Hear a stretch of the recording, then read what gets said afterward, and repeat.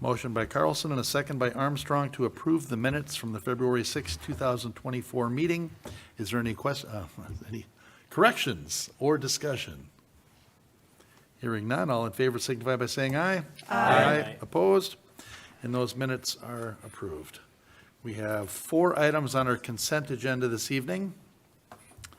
The first item, which is item 2 on this evening's agenda, is to authorize execution of amended joint powers agreement street maintenance materials contract. Originally, the cities of Coon Rapids, Andover, Brooklyn Center, Columbia Heights, and Fridley joined together to solicit bids for street maintenance services, and the joint powers agreement has since been amended to include Ham Lake, East Bethel, Anoka, Matamidi, Circle Pines, Mounds View, Arden Hills, St. Francis, and Rogers. Also, the 20-day comment period and the 30-day opting out period were combined into one 30-day period after the recommendation of the award. All right. What we're doing tonight, the City of Champlin expressed interest in joining the group to participate in 2024 activities. On January 22nd, 2024, the Champlin City Council adopted a resolution authorizing the execution of a joint powers agreement and participation in our program. The 11th Amendment need only be executed by the cities of Coon Rapids and Champlin.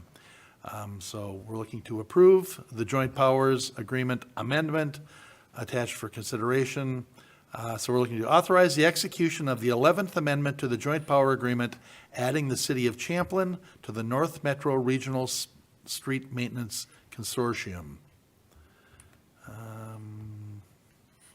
The second item on our consent agenda is to adopt Resolution 24-32, accepting donation for a park bench. The family of Lois and Gerald Armstrong have donated $700 for a park bench in honor of their memories. The city has administered a park bench donation program for many years, and the family of Lois and Gerald Armstrong would like to donate $700 for a park bench to honor their memories. The City Council is required to accept financial donations by resolution per state statute, so we're looking to adopt Resolution 24-32 to accept a $700 donation from the family of Lois and Gerald Armstrong. The next item on our consent agenda is item 4, which is to accept an assessment waiver agreement with Winifred Say for property located at 12001 Crane Street. Public Works responded to a potential water main break near this property, and upon inspection, it was determined that the leak was on the private house side of the curb stop, which is the private owner's responsibility to repair. Staff worked with the property owner to describe the situation and associated concerns and assisted in the process of determining the appropriate repair.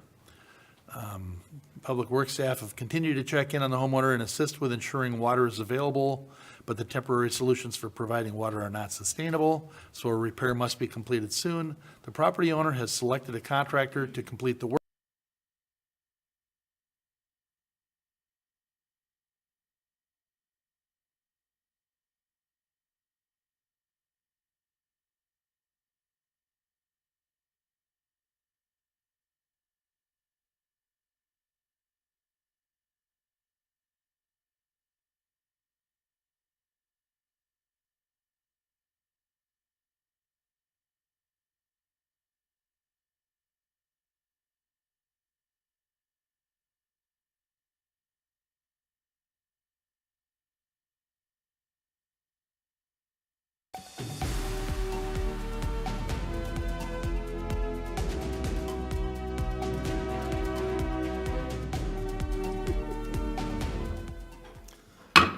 Good evening and welcome to the Coon Rapids City Council meeting for Monday, March 4th, 2024. We are actually going to start with a pledge, but we would like to invite Grayson from PAC 516 right up front here to lead us in the pledge. If you'd all please rise. Anytime. If you're in uniform, Scout salute. Not in uniform, hand over heart. I pledge allegiance to the flag of the United States of America and to the republic for which it stands, one nation under God, indivisible, with liberty and justice for all. All right, Grayson, hang on right there.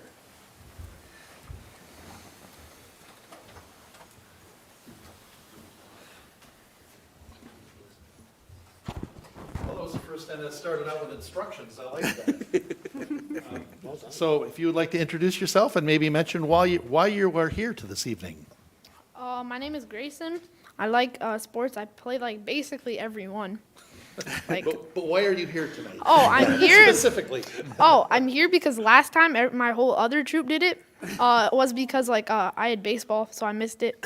Oh, So that's now- why that sports Yeah. story was important. Yeah, so now I'm here today. And this is necessary. You're going to be transitioning to Arrow of Light. Is that what's going on? Boy Scouts. Yeah, Boy Scouts. And if I don't do this, don't get to go. We're so thankful you're here. Thank you very much.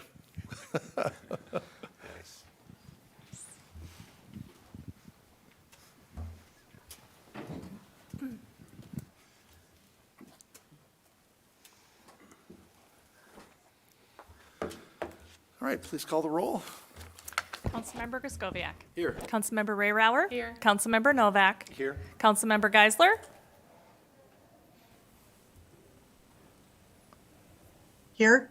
Councilmember Armstrong. Here. Councilmember Carlson. Here. Mayor Cook. Here. Thank you.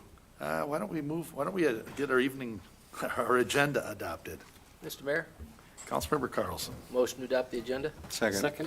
Motion by Carlson, second by Armstrong. Is there any discussion or corrections? Hearing none, all in favor signify by saying aye. Aye. Opposed?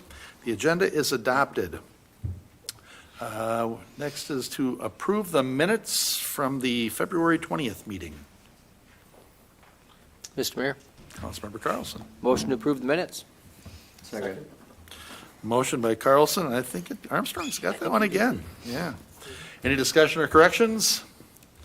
Hearing none, all in favor signify by saying aye. Aye. Opposed? And those minutes are approved. We have 6 items on our consent agenda this evening.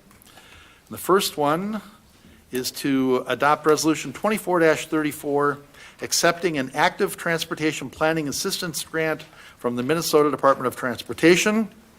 The Minnesota Department of Transportation's Active Transportation Planning Assistance Grant Program covers the estimated $100,000 cost of technical assistance from a consultant. City staff applied for the grant last fall to assist with future sidewalk and trail planning, as well as implementation of low-cost incremental projects to improve conditions for pedestrians and bicyclists. In January, the city of Coon Rapids was awarded a grant for the 2024 cycle, along with the cities of Alexandria, St. Peter, and Cannon Falls. The award involves technical assistance from a selected consultant, and no funding will be received directly from the state. Further, no matching funds are required from the city. Staff plans to provide additional information to the council at its April 9th work session after the consultant completes some initial analysis.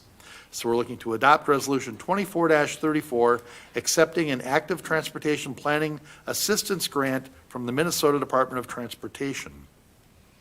The second item on our consent agenda is to set a hearing date for miscellaneous assessments 2024-1. The Board of Adjustment and Appeals is expected to conduct this hearing on May 2nd and make a recommendation to the City Council at their May 21st meeting, and then staff will incorporate the process in the required mailing to the property owner. The assessments include services provided to taxpayers, in most cases, code enforcement violations. The terms of repayment are determined by the amount being assessed. So we're looking to adopt Resolution 24-35, miscellaneous assessment, declaring the cost to be assessed, ordering preparation of the proposed assessment roll, and ordering the public hearing for March 19th, 2024 on the proposed assessment roll. The next item on our consent agenda is to approve final payments for Project 21-65, Fire Station Number 3. We have a full list of contractors and final payment amounts here for Project 21-65, Fire Station Number 3. Net change orders total $12,774.97 for adjustments to the scope of work. All of the dates and amounts are reasonable and accurate according to the project file. No liquidated damages are recommended. Staff recommends approval of the change orders and final payments to the contractors listed on the attached spreadsheet. The fourth item on our consent agenda, which is actually item 5 on this evening's agenda, is to adopt Resolution 24-33 to apply for an outdoor recreation grant.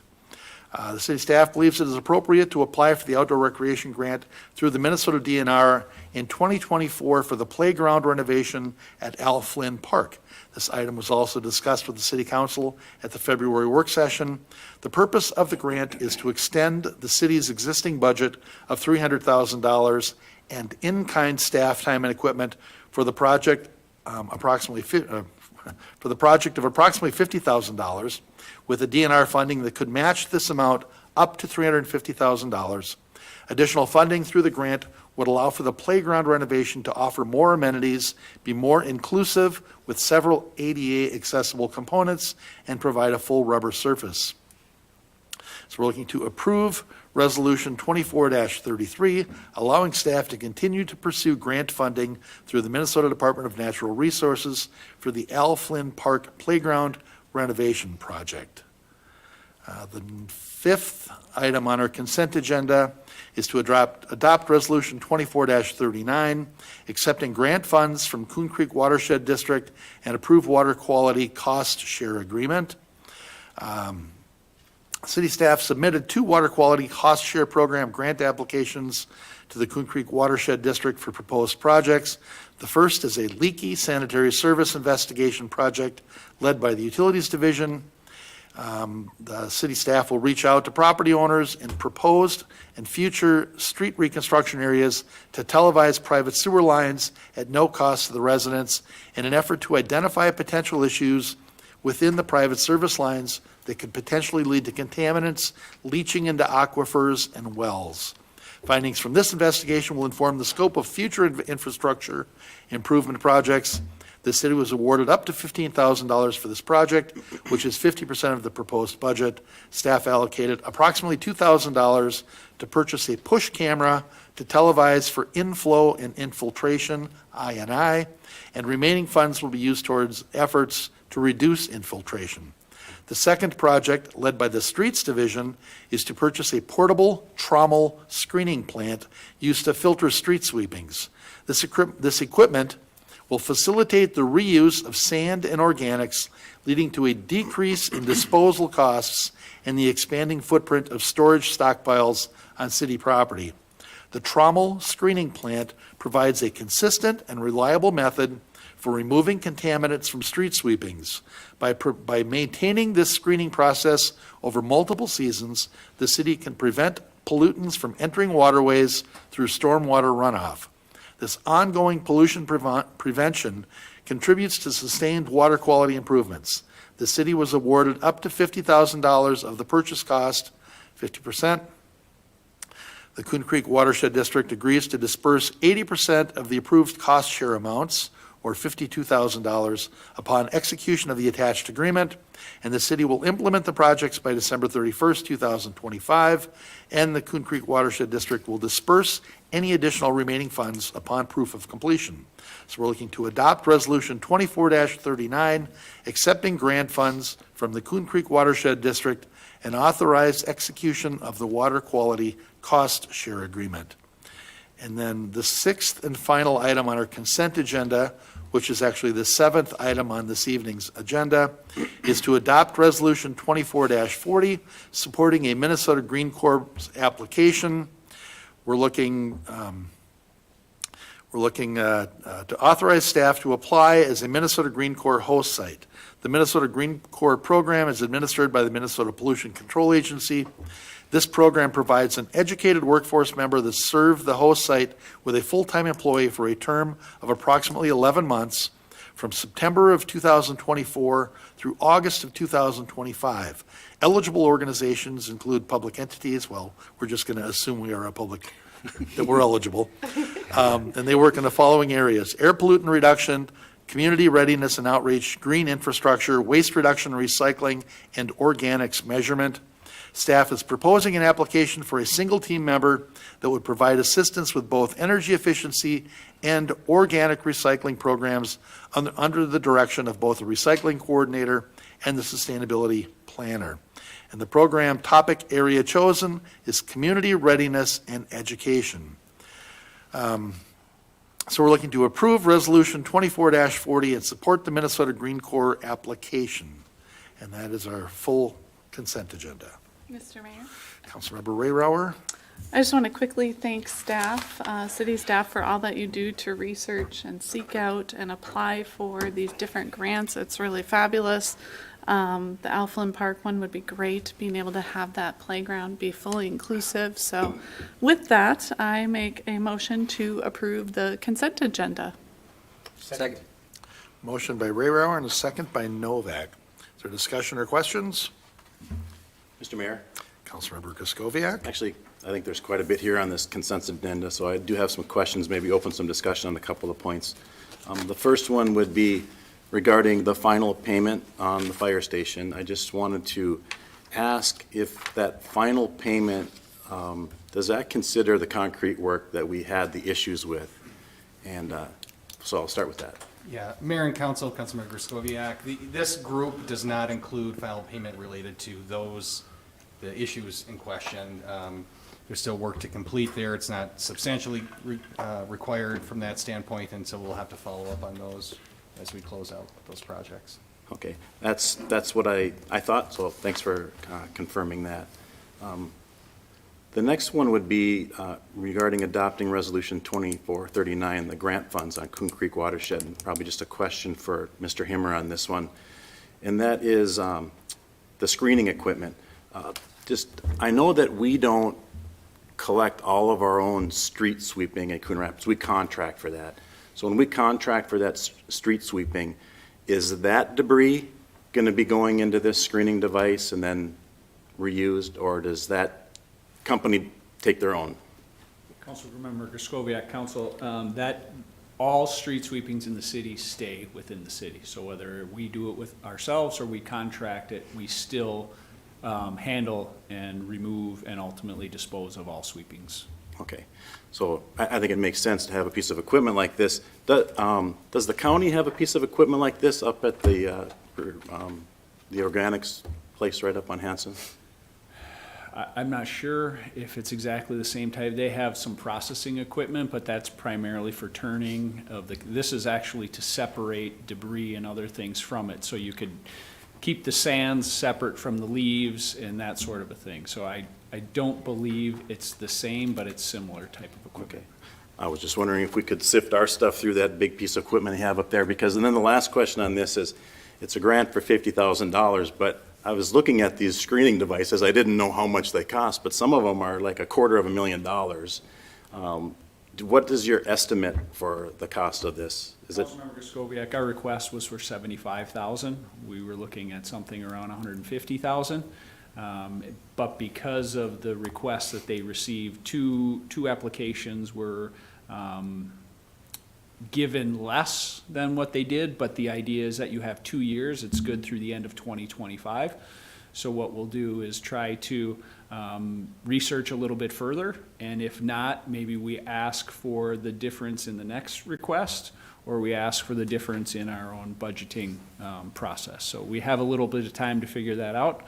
All right, again, I mean, that recycling center is just right on, it's in Coon Rapids, right? So in Anoka County, so it'd be nice to use their piece of equipment. I know they got extra land over there too, so that's kind of, wanted to throw that out there a little bit. And then I do have. Just clarify, we have made contact with Okay. them, but part of the reason is they don't accept that on their site. You have to do that work in advance. They only accept organics. So you can't bring all of this stuff up there for them to do the separating. We would have to do that first. And then we could take the organics to them, we could take sand and things to use them on other projects, and then anything that has to be landfilled would have a cost associated. So we've looked at 5 or 6 different options as far as disposal. You know, can you just take it just the way it is? And you can at significant costs, which is why we felt getting a piece of equipment, because it's continuous year after year, that if we find a way to keep our costs down on the disposal side and getting a piece of equipment to do that, we thought that was the best option for us. No, it makes sense, and I mean, the way we keep our streets clean and keep all that stuff going down our storm drains, I think that's awesome. And then lastly, this isn't in the 2024 budget, so this would be we'd be looking at that as a budget item for 2025? We did include dollars in the budget for 2024 for our 50% of this piece of equipment. So we're going to be a little bit short, so we either delay, we look at a different piece of equipment, or we again ask for more dollars in the next water quality grant, or we seek that through the budget process. All right.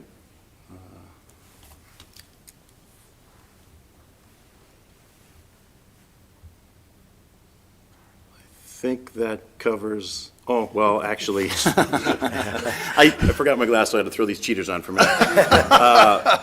I would like to discuss, Resolution 2410 too, supporting the Green Core application. So my first question is on that. This is going to be for a brand new full-time employee in the city of Coon Rapids. Can you help me with that?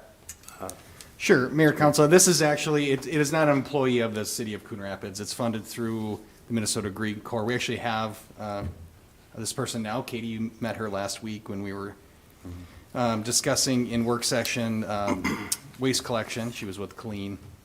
And so this is a program actually the city has taken advantage of for several years, on and off, probably over the last 10 or 15 years. And what they do is they kind of come in and they work on specific projects. The city has to sort of declare that they're going to work on some of the things that they've got listed here. A lot of the way that we've used them in the past is on that waste reduction recycling side or that community outreach and education component. Sometimes they're out at, on site at multifamily buildings looking at sort of the waste streams and how much recycling and organics and some of the potentials there. But so each year's got a little bit different flavor. It's really just providing that opportunity for this person to come in, dedicate their time to specific projects. They kind of get some work experience and they move on. And the next year we've had a different person that comes in. Okay. I think that makes more sense. So it's actually an employee of the city already, and then we're going to get these grant funds so that they can do this type of work. Is that? Mayor, Council, No? it's not an employee. They're not on our payroll. They are paid separately. We are just providing them a location to do their work. Oh. So it's sort of like a funded fellow here at the city through Minnesota Green Corps. Okay. All right. I think that makes more sense now because I know we've seen before where we get grants for a full-time employee. We have to hire them and the grant goes away and then we're still paying for the full-time employee. So this is not that. Yeah, type Mayor, of Council, as opposed, we do have some grants that fund some police positions even that Yeah. are through Department of Corrections or through the Department of Public Safety rather. And so those are ones that are funded year to year or every other year. And at some point, if that funding runs out, that person's on your staff. That's not the case here. Okay.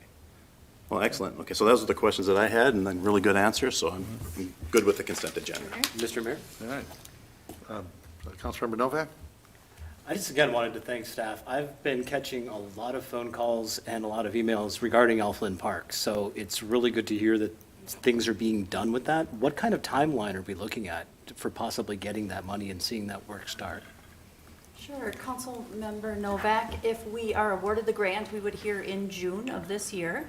We then can make strategy plans if we want to move forward with the plan that was presented to you last week at the work session. There'll be more discussions about that. If for some reason we do not get the grant, we'll need to reevaluate what council would like to do next as far as a tamed down plan, or if you want to pursue the same plan but add budgetary funding next year, or perhaps we apply for a grant again. It is quite competitive. We put a lot of work into it, and the grant is in for draft review right now, and then the full grant goes in April 1st. Excellent. Thank you very much.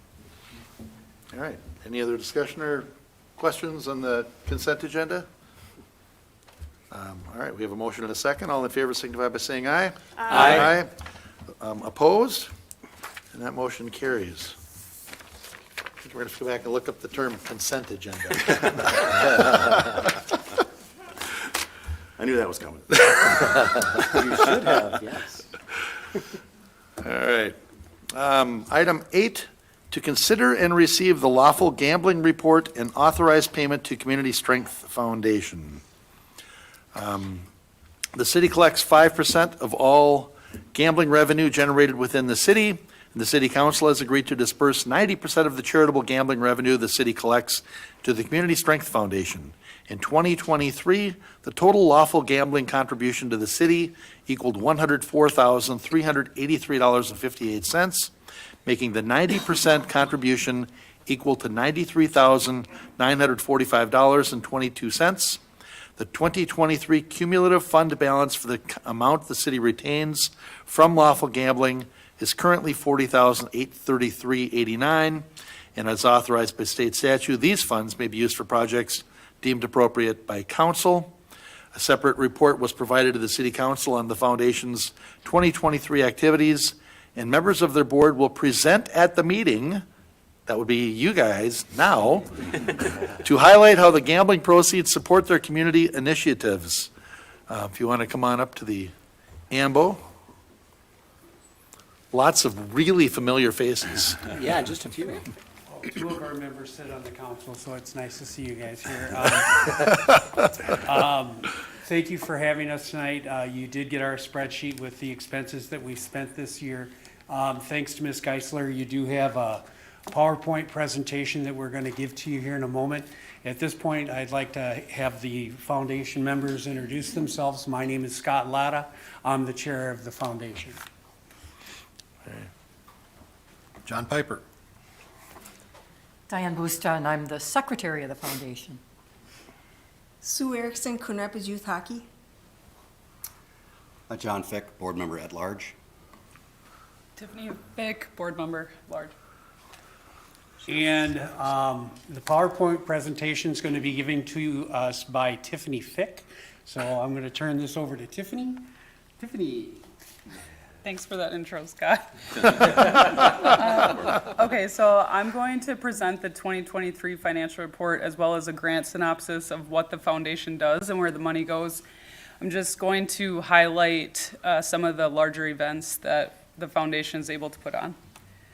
So what is the Community Strength Foundation? It's a all-volunteer group of citizens dedicated to supporting the community through the stewardship of funds allocated to the foundation. All of our volunteers dedicate hundreds of hours of volunteer time to the foundation as well as community events. Our mission is to promote and enhance the quality of life in the city of Coon Rapids by supporting community celebrations and events. So this slide shows you a variety of events that we support throughout the year, everything from Snowflake Days to the final event of the year, which is the Tree Lighting Festival. So quickly, two of the events to kick off the season are Movie in the Park. This year we showed Lyle Lyle Crocodile, and the Summer Concert Series, which is a hit. I'm also a North Star Lion, so I can attest to the success of these events.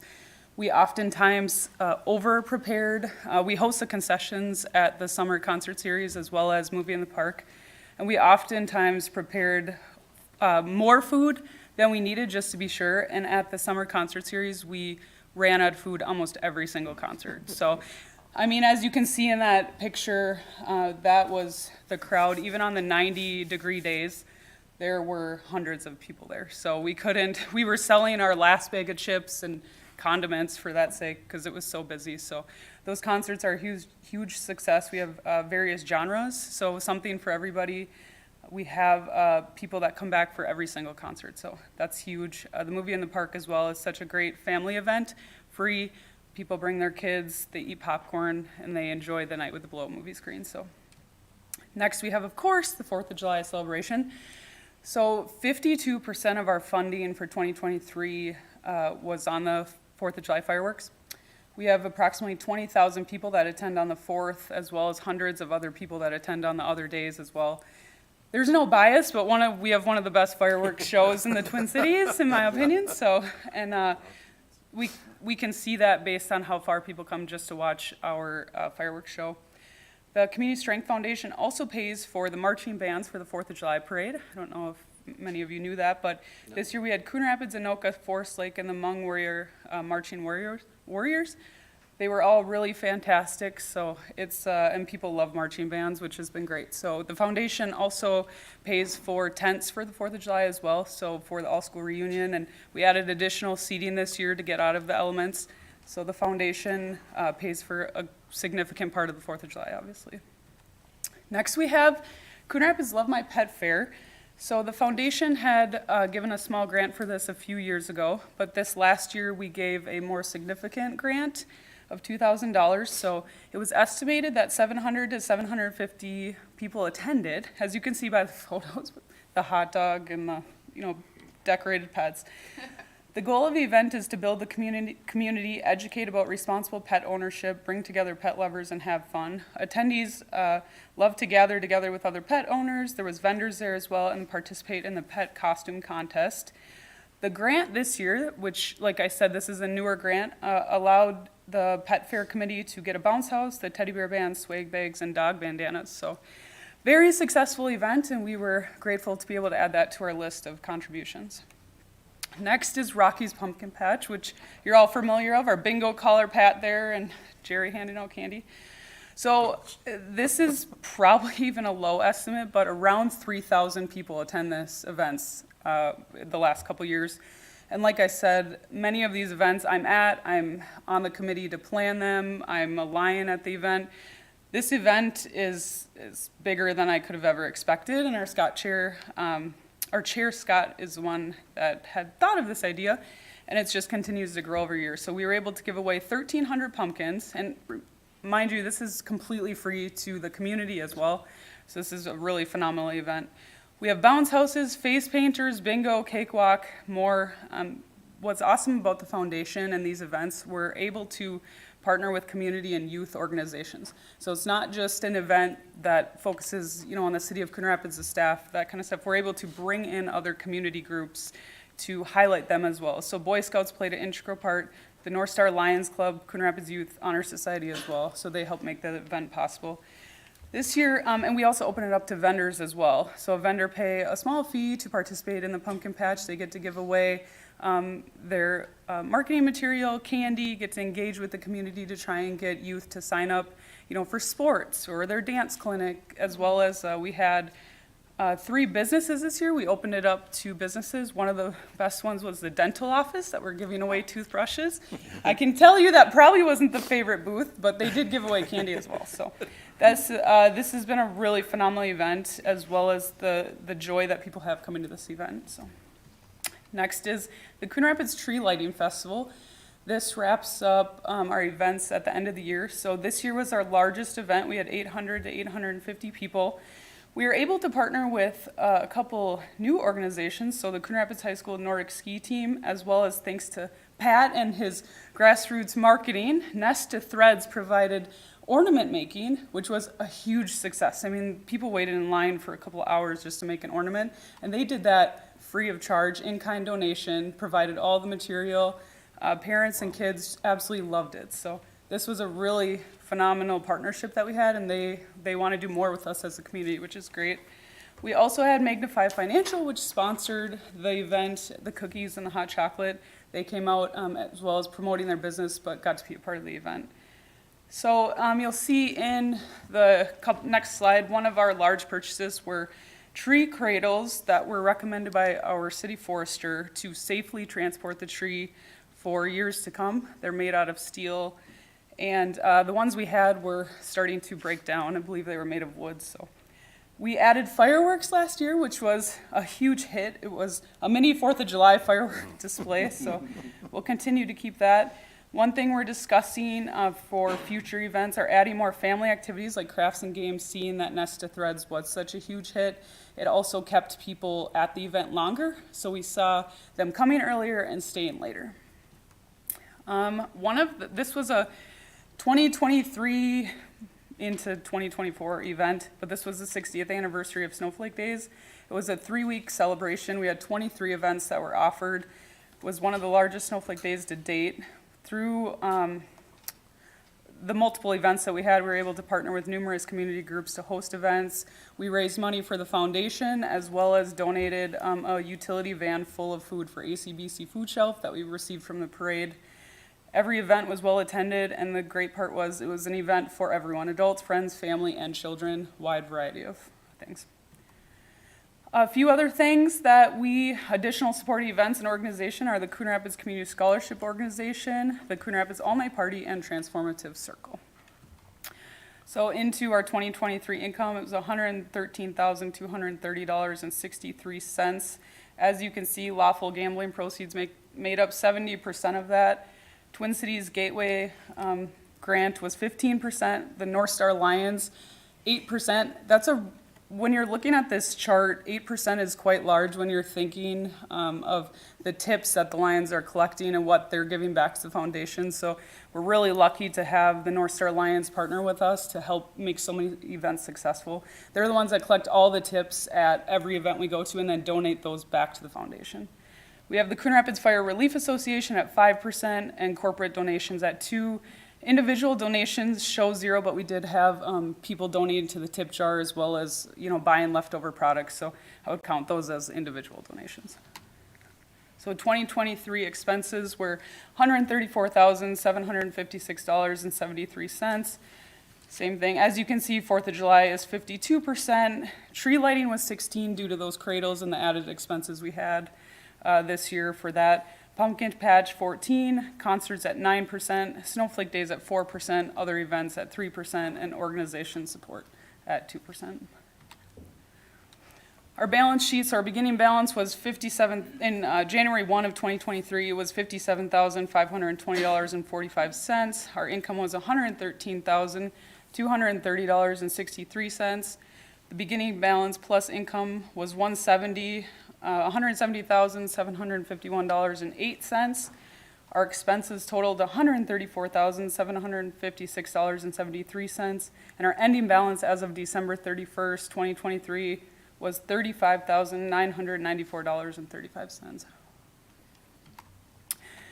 That's a synopsis of everything that we provide from the foundation. Like I said, these events wouldn't be possible without our volunteers and the tireless work that they do to put these on, as well as our partnership with the city. So you don't have one without the other. So we're really grateful for your support, and that's why the continued support of the lawful gambling proceeds is integral. As you can see, that makes up the majority of, at least more than half of our overall funding. Can I answer any questions, or board can? I would just like to comment, this is probably one of the hardest working boards I've seen for volunteer hours. I mean, set aside North Star Alliance, you guys are really over the top for working, but Community Strength Foundation, it's just not a seat at the table. Everything comes along with working hours for all of the various events, and they wouldn't be successful without that. So thank you for all of that. Mr. Mayor? Mr. Mayor? Mr. Mayor? Councilmember Geisler. Yeah. So I want to thank the board for coming and putting together and helping people understand, because I think one of the things about community strength is that it's not necessarily as visible to everybody in our community, that they maybe think, oh, these are all just city events. And I think it's important for us to showcase this group, showcase what they bring to the city and all of the great work that the organization does. And so, I know I had asked last year that, let's look at a financial report, let's make sure. And so I appreciate all the work that the group did to help, get that for us this year. Because one of my key concerns is we've got to make sure this organization is successful as a council. Because if you look at everything that they just presented and all of the things that they do for the city, we have to make sure that there are good decisions, being made, we're about to give them $94,000, that we want to make sure that all of these events can continue and that they're being, funded appropriately to be able to, continue on with the community. Because what I don't want to have happen is all of a sudden we get to the end of the year and it's like they don't have enough money and we have to cancel tree lighting because there aren't funds. Right? So being able to make sure that we have the oversight to ensure that the funds are going to be there so we can keep going with all the great events is important.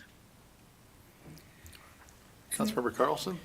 Mr. Mayor, over the years, I've been blessed to be a part of many different community groups, church groups. But I have to tell you that this group of people at the Community Strength, they're just, man, Mr. Mayor, they work really hard. They're very passionate. We have just a sampling of the membership here, but it's just an incredible group of volunteers, and they're absolutely just a joy to hang out with. And so if you see this presentation, you see that website up there, by all means, check out the Community Strength Foundation website.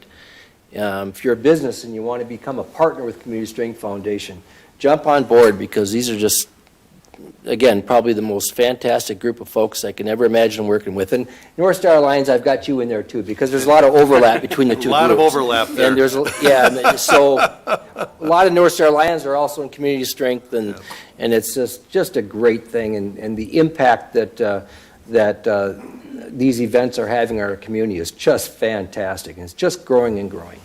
Well, and that's our goal as a foundation, as well. As you can see, our t-shirts, our name tags, we really want people to understand our foundation is in partnership with the city to put these events on, and that's where, you know, we really look at each event, where can we cut costs, you know, what can we add, what do we want to take away to make sure that this is sustainable, especially, you know, the change in e-tabs and those kind of things, with the majority of the income coming from lawful gambling, but finding ways to make sure that we can use our money the best for all the events the best way that we can, and that comes into, you know, with the partnerships, and all of us, like Councilmember Carlson said, this group is very hardworking. They're at almost every event. They're planning events. They're on the board of planning events. So it's really the board that we have this year, and especially moving forward, they want to be active. They want to showcase the foundation, which is why we created that new logo. We have the shirts, we have our name tags, to really make sure that the city, you know, puts faces with the foundation, so they know.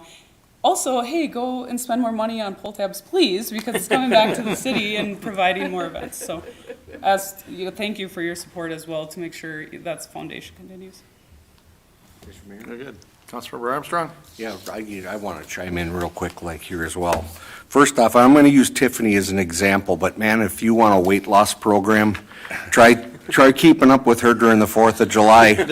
My wife and I did one bingo night, helping out with the bingo, and we looked at each other at the end of the night and went, I'm exhausted. I need to go home and go to bed, but she does it every night. I've worked with a number of the individuals that are involved through different programs. These guys are second to none. And I kind of had to laugh a couple of weeks ago, because you guys are out there doing the concerts in the park. You're out there doing the 4th of July in the heat. And when we go through wintertime, you decide to stand behind a bunch of Belgian waffle makers and with the heat on again. So I appreciate everything you do. I attended a number of the events, and you guys were top notch at every single one of them. All right. Anybody have any questions? Otherwise, we're looking to make a motion. Mr. Mayor? Yes? So I would make the motion that we accept the 2023 5% lawful gambling payments report and authorize the expenditure of $93,945.22 to the Community Strength Foundation. Second. Motion. I was late to the. That was like 3 of them. I'm going to give that motion by Geisler. I'm going to give that one to Novak, because he's right next to me. Any further discussion on this? Hearing none, all in favor signify by saying aye. Aye. Opposed? And that motion passes. Go out and continue to do good things. Thank you all. And thank you for your time. All right. We are on item 9, to consider and receive the 2023 Community Development Annual Report. Mr. Brown. Good evening, everyone. Wanted to just take this opportunity to provide some updates from the Community Development Department. Obviously, you hear from our staff members at many meetings, usually on zoning-related things, but I'd like to take the opportunity to just highlight all the good work that the 20 or so staff in our department are doing, since many of them are people who interact with the public many, many times a day. So highlighting some of our activities in 2023 on the construction side, we issued over 6,600 building permits over the course of the year.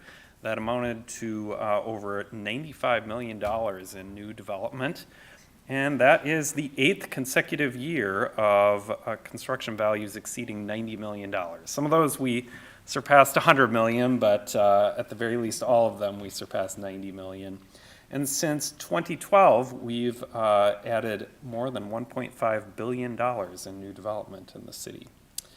In addition to planning and building, our department has its housing division, which focuses a lot of its time on implementing our rental licensing program, but also on our many housing programs, several of which are award-winning, including the Front Door program, which every year we find out about more and more cities around the metro area that are trying to replicate that program. It's been very well subscribed. We had this year the deadline, application deadline for the lottery was last week, and got more interest than we ever have. We've also seen for our home improvement loan programs really record utilization of those programs, which is not a surprise with higher interest rates. The past few years, people are seeking any good deal they can find, but I am pleased to report that people are still really taking those opportunities to maintain and improve their homes.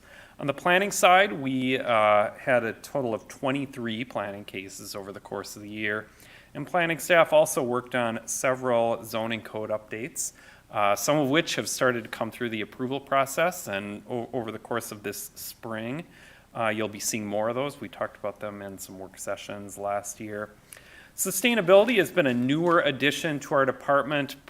Prior to about 3 years ago, those functions were housed within our recycling department, but adding that to community development has really improved collaboration with our housing program. So we now have several new offerings in the last few years, including discounted home energy squad visits to help people save money on their utility bills, green homes rebates, which incentivize people to update to more energy efficient appliances. Last year, for the first time, we held the native plant sale, which was a huge success. So that's something we're doing again this year to help people buy discounted native plantings. We also last year adopted a beekeeping ordinance and have seen, including from Councilmember Novak, a few applications so far. So that's been a success. Finally, our property maintenance division does the hard work of fielding complaints from people about different residential property maintenance related violations.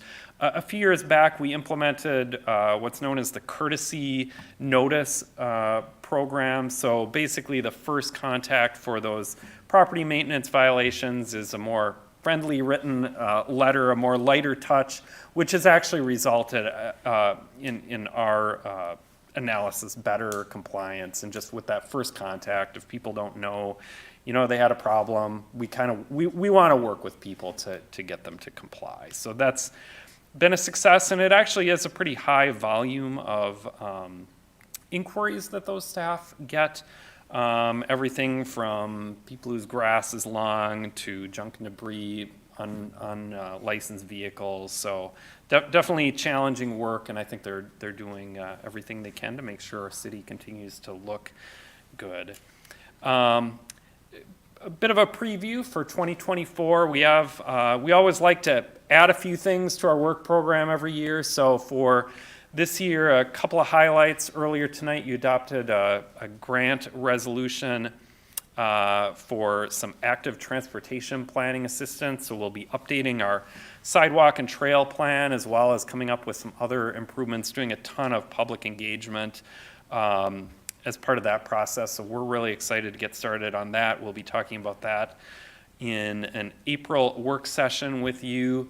We also plan to enhance some of our housing programs. We have new sales tax revenue coming to us from the state, some other outside funding sources as well. So we have the opportunity to make some improvements to those. I should mention too that the North Suburban Home Show is coming up this Saturday up in Andover from 8 a.m. to 2 p.m. The Andover YMCA Community Center.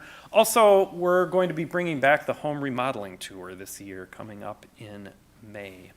And on the permit side, I'm pleased to report the first couple months of this year, we actually had higher than normal building permit issuance. I would attribute some of that to the warmer weather and ease of doing roofing in January and February, but nonetheless, there's still a lot of activity going on despite some of those, a little bit of a pause on some of the larger scale projects. So happy to answer any questions, but that's our department report. Mr. Mayor? Councilmember Novak? Well, I just want to make it very clear that it's not Councilmember Novak doing the bees, it's the lovely Mrs. Novak. But I've watched her do this, and I would really encourage anybody who has any interest at all to look into this. It's a fairly straightforward process. You go to a class, it teaches you what you need, and it shows you really how important the bees are to the environment around us. And so yeah, they'll check to make sure that there's nobody around that is allergic to, but for the most part, these aren't issues with other neighbors. And, well, hey, let's face it, everyone loves honey. Mr. Brown, this is very impressive, this whole community development report. And on page 3, it's signed by Matt Brown. Is this the first one of these you've signed? I believe you're correct. I've only been in Congratulations. my first role for about a year, so Yep. I got to finally sign the report. Thanks. Very nice. Very nice. All right, any other questions or comments on the community development report? Mr. Mayor? Councilmember Rayrower? Thank you, Mr. Brown, for those details, and it sounds like we've got some great development going on in the city. And with that, I'll make a motion that we accept the 2023 Community Development Annual Report. Second. Motion by Rayrower and a second by Novak. Is there any further discussion on that? Hearing none, all in favor signify by saying aye. Aye. Opposed? And that motion carries. Nicely done, Mr. Brown. Thank you. Item 10 is to consider a joint powers agreement for the mill and overlay of Egret Boulevard between Coon Rapids Boulevard and the Burlington Northern Santa Fe Railroad tracks. Mr. Himmer, you want to? Mayor, Council, this is yet another one of our street maintenance program in addition to the reclamite and seal coating and crack sealing. What we found was Anoka County was doing their own mill and overlay on Coon Rapids Boulevard. So as opposed to trying to coordinate our own efforts, we thought they're going to be right there at Egret and Coon Rapids Boulevard anyway. So we asked if we could piggyback on one of their projects. They agreed. So basically, there's really not a lot of money exchanging hands here other than we are responsible for our own inspections, we're responsible for our own costs, we're responsible for managing our own stuff. They just included the bid as part of theirs. We estimated the work to be around $90,000. It came in after bids around 83, so it's right in line with what we expected it to be. And so this is just a joint powers agreement between the city and the county. We handle our side of things, they handle their side of things, and it will be done similarly to what we do with our other mill and overlay and full depth reclamation projects. So I recommend adoption of this, and I'm happy to answer any questions. Very good. Do you have any questions, Mr. Hammer, on this? Mr. Mayor? Councilmember Carlson? Make a motion to approve execution of a joint powers agreement with Anoka County to perform a mill and overlay of Egret Boulevard from Coon Rapids Boulevard to the BNSF double-track railroad crossing. Second. Motion by Carlson and a second by Novak. Is there discussion on this? Hearing none, all in favor signify by saying aye. Aye. Opposed? And that motion carries. That is really much needed work, and we are really looking forward to that down on Coon Rapids Boulevard. All right, item 11 is to consider utility rate change. This is on the water, sewer, and stormwater utility funds. I'm used to being one more row back. I'm sitting up this evening, Mr. Mayor. Nice. Thank you, Mr. Mayor, City Council. So the council is asked to consider some changes to our utility rates for our water, sewer, and stormwater operations. These activities are accounted for in their own enterprise funds, and so they're set up to be self-supporting, meaning that the fee revenues need to pay for all operations, capital, and debt service, and it does not rely on any tax support. These operations are capital intensive, and the city has a good history of making significant investments in maintaining and replacing our infrastructure. So to make sure that we're continuing to do that and that the funds maintain health, continue to be healthy in the long term, Over the last few years, we've worked to develop some long-range funding plans, specifically on water and sewer, and we're working on the stormwater here this year to refine that. So for consideration this evening, we are proposing for the water fund an 8% increase in the base and usage fees. If you recall, last year we adjusted the structure itself, so this is just a flat 8% increase. For the sewer rates, the last time that we've increased these is in 2017, so it's been a while. We are recommending an overall 12% increase. Now, to accomplish this, we're recommending some changes to the structure. We are, as a side note, we're moving billing systems this year, so to kind of help with that, we're looking to simplify the structure. And so for sewer rates, you'll find that we have a base fee, which is a service charge, is intended to cover the city's expenses and infrastructure. And then there's a usage charge, and the usage charge is meant to cover our disposal costs that we are charged from Met Council. For the base fee, we're proposing an increase for both residential and non-residential properties, and consolidating the residential fees into just a simple residential per dwelling unit rate, and then a multifamily rate for those that have a common meter. And then on the non-residential, we're also proposing to consolidate some of those fees. So instead of having 4 separate rates, we'll have 2. On the usage charges, there's no increase proposed on the residential. That will remain at $3.15 per 1,000 gallons. And we're proposing a 15-cent increase to the non-residential. We're also proposing to modify our billing practice. So each year, our residential properties are given a winter average. So for the winter months where they're not irrigating or filling pools or doing things, we try to establish a baseline of how much sewer is actually going down the drain. So historically, in any given period, a resident can be charged one of 4 ways.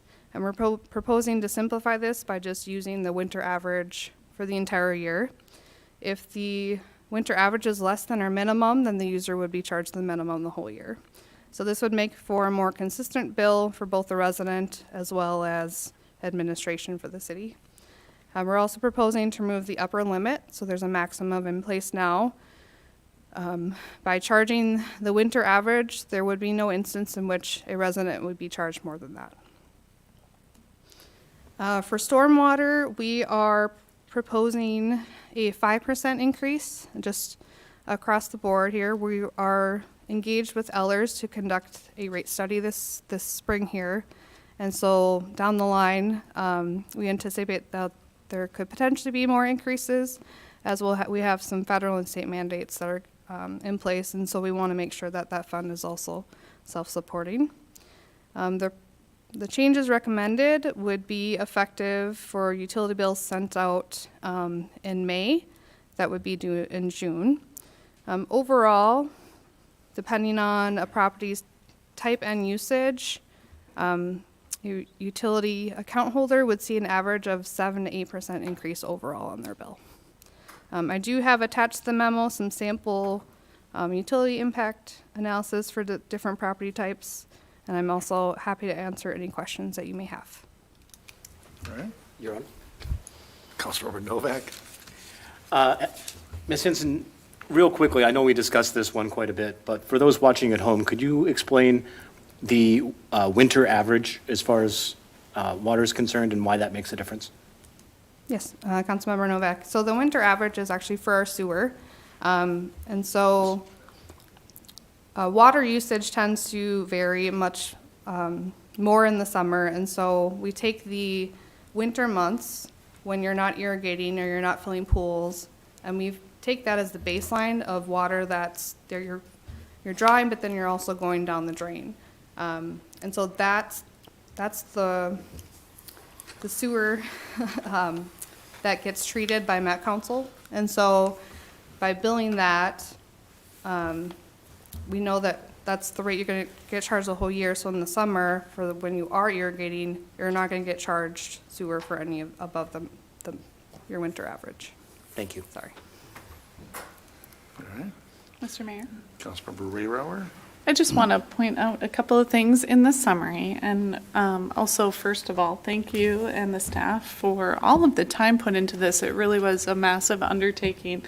But the purpose is to ensure the long-term financial health of the funds and to ensure the continued delivery of services to citizens and businesses. And there really isn't much more important that we do as a city other than water and sewer, and those are something that we want to make sure are working really well. And finally, the last thing I wanted to highlight was that we take a proactive approach to addressing aging infrastructure, which actually saves money over the long run, because if you have failures repeatedly, that costs more than the prevention. So all of these things are fabulous. We do a great job, and that is kudos to all of you that do this work.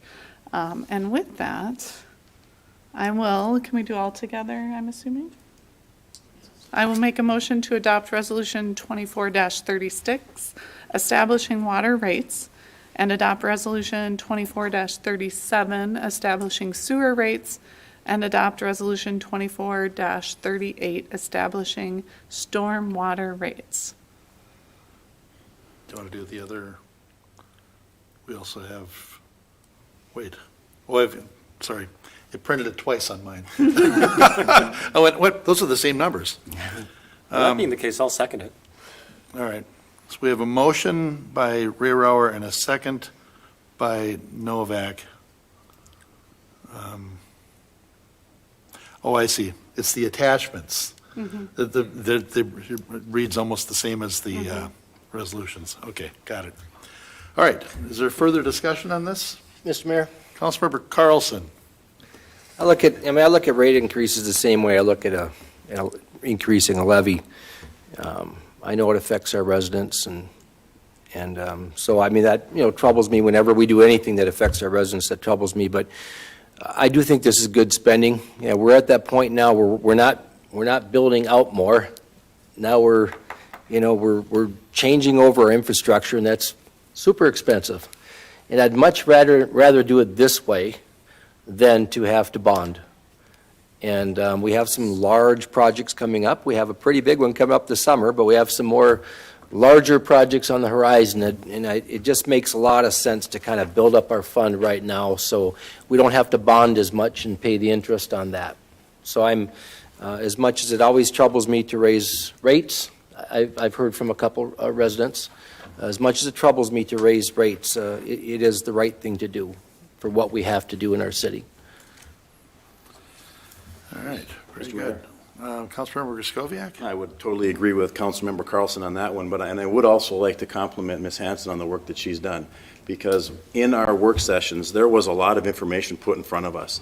We had several work sessions. It seems like it's been going on for several years. It probably has been going on for several years, in conjunction with consultants, with Ellers, and you really kind of boiled it down to us and presented it to us where we could really make some informed decisions. And,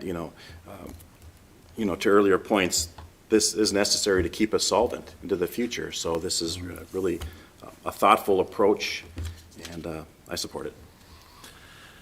Mr. Stemwedel, do you foresee any problems at tomorrow morning's staff meeting with that last comment, that not many things we do that are more important than water? I was kind of seeing the police chief wince a little bit over their public safety, That is something maybe that's Mayor, more Council, you have important. to spread the attention around every once in a while, so I do appreciate the comment about water and sewer. That's very important as well, from an infrastructure standpoint. All right. Left out the cornerstone of civilization. All right, we have a motion and a second. Do we have further discussion on this? Hearing none, all in favor signify by saying aye. Aye. Aye. Opposed? And that motion carries. Anybody, no, this is nobody here for open mic. I don't have any reports on previous open mics, and we are up to other business. Before we get too deep into other business, I have a letter that I was asked to read during other business from the, on behalf of the Snowflake Days 60th Anniversary Committee. And it is, Mr. Mayor, City Council, City Manager, City staff, and Coon Rapids residents, we want to extend our sincerest and most heartfelt thank you for the support you all provided for the 60th anniversary of Snowflake Days. Even though it was the busiest and most jam-packed Snowflake Days we've ever had, we had a lot of fun, and our committee had a great time celebrating with everyone. Many of you attended events, and some of you attended multiple events in a week. This Snowflake Days celebration was a joint effort among community organizations and the city of Coon Rapids, and we couldn't have done it successfully without the outstanding partnerships we were fortunate to establish from the beginning. We may be biased, but the city is second to none when it comes to strong community partnerships, and we are grateful to live and volunteer here. Thank you again for the unyielding support from council members, city staff, community groups, and citizens of the Coon Rapids community for helping to make this year's Snowflake Days one of the best and a very memorable one. We can promise Snowflake Days 2025 will be much shorter, but still just as much fun. Thank you to all that helped make it a success, and we look forward to seeing everyone at the next community event. Thank you. And that's from Tiffany, Diane, Tim Howe, Sue Erickson, Eileen Tonder, and the rest of the Snowflake Days 60th Anniversary Committee. Mr. Mayor? So, Councilmember Novak? I'll wager right now that the next Snowflake Days will also be warmer than this one. Or, pardon me, colder. Yeah, this is the warmest one we've had in some time. Good chance of that. Yeah. How long did the ice sculpture last? Yeah. Not quite as long as they planned. No. We knew it was going to be the night of the chili feed. I'm walking from the church over to Chanticleer by the ice bar. Councilmember Griscoviac is standing outside, so I stopped to talk to him. I'm in a short sleeve shirt for like 15 minutes, and I thought, oh, this is not bode well for that ice bar. But no, it was really fun, and it was a lot of great things, and yeah, good stuff. All right, other business. Mr. Mayor, Councilmember Carlson. I just want to point out the Coon Rapids Parks and Recreation booklet. Don't worry, Mr. Mayor, I'm not going to read the entire booklet right now. But I do want to point out that there are so many wonderful things in here. It's not just Park and Rec. I mean, it's just everything that's happening in Coon Rapids. It's almost as good as our quarterly newsletter. I mean, it's fantastic. And so if this hasn't gotten to you yet and you get this in the mail, please don't throw it in recycle. Bring it in the house, read through it. There's just some great things in there, and keep it as a resource. There's events and projects and everything for the whole year in there. It's just such a great publication. And Ms. Ring, I'm sure you had something to do with that. That was a great job. If I may thank our team, there's a lot of work that goes into that to consolidate all the information. Many people worked very hard on that, and so we appreciate residents looking at it. There's also, if I may put a little plug in, we're asking a survey about your community parks. And if you go to one of the last pages in the book, we have an online survey form. We want to hear from people about what they love about their community park, the neighborhood right closest to their home. What do they love about it? How often do they visit? What else would they like to see? We're just trying to gather some additional information. So it's interactive as well, and it's an engagement opportunity to reach out to us. So thank you to everyone. All right. Thank you. Other business to come before council? Mr. Stemwell, anything? Mayor, Oh. Council, I was just Okay. going to mention that soon residents, property owners will be getting their value notices. It's an important time that if you have questions about the value that's being estimated for your property, that you ask those questions now. Council will come together as the Board of Appeals and Equalization, it's Local Board of Appeals and Equalization. I think I got there. Sometimes I mix up that with our other one.